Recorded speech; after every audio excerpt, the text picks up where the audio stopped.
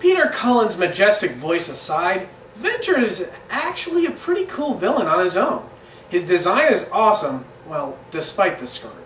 And he actually keeps his dignity despite losing all the time. The kids have weapons which he wants, but he doesn't want them just for their power. He wants them to beat Tiamat, who's the only real danger to him. He pretty much doesn't care about the kids. It's not like he hunts them down specifically, they just keep wandering into his ploys.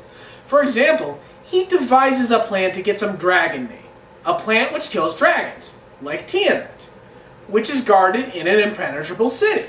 So, he creates a giant evil dragon monster in order to force the inhabitants of the city to use the dragon bane so that it's out in the open so that he can swoop in and steal it. How many Saturday morning cartoon villains do you know that think things through like that? He's like if Ozymandias was a cartoon villain.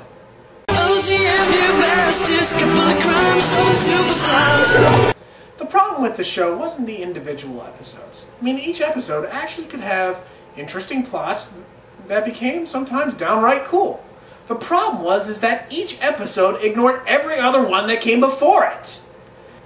As an example, Eric here, the Cavalier, with a shield, decides to save everybody from a rock slide by creating a magic bubble which they can shield themselves under. And then the little bratty barbarian talks about how he never saves them or helps in any way, even though he did the same exact thing in the last episode. None of these plots have anything to do with each other, and flat out ignore each other. They add new characters all the time who would be interesting, but they never show up again. It gets to the point that you have to watch the episodes out of order for it to make sense. The show also had one of the worst cases of executive meddling ever.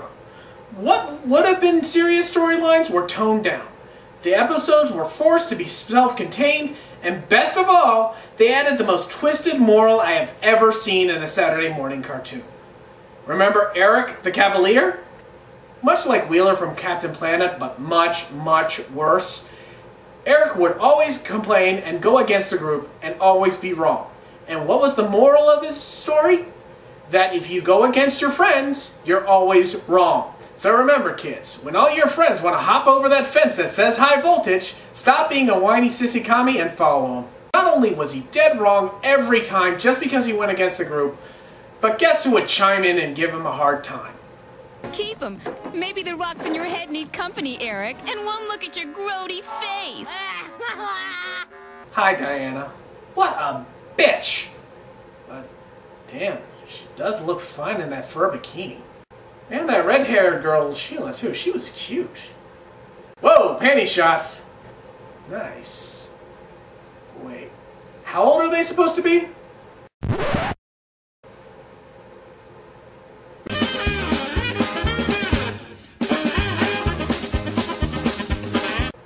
This show isn't bad, it's painful. And it's not because of bad sound effects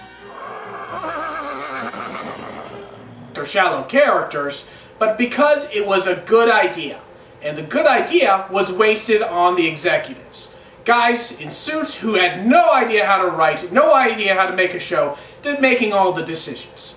Maybe if they remade the show and let the writers write, then I would be first in line to see it. However, until then, I'm just going to look at this with disdain at the idea of executives deciding how the creative process is run, and how they think we're dumb, ignorant, and easily offended.